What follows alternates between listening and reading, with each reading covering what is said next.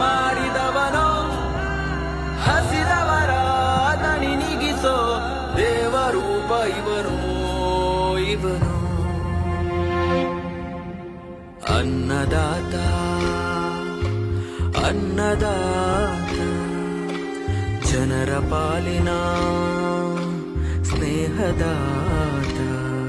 ತನ್ನುಸಿರ ಬೇಯಿಸಿ ಉಸಿರು ಕೊಟ್ಟನು ಬಿಸಿಲು ಮಳೆಗೆ ತನ್ನ ಜೀವ ತೆತ್ತನು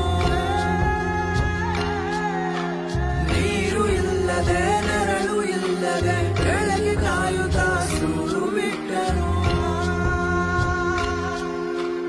ಅನ್ನದಾತ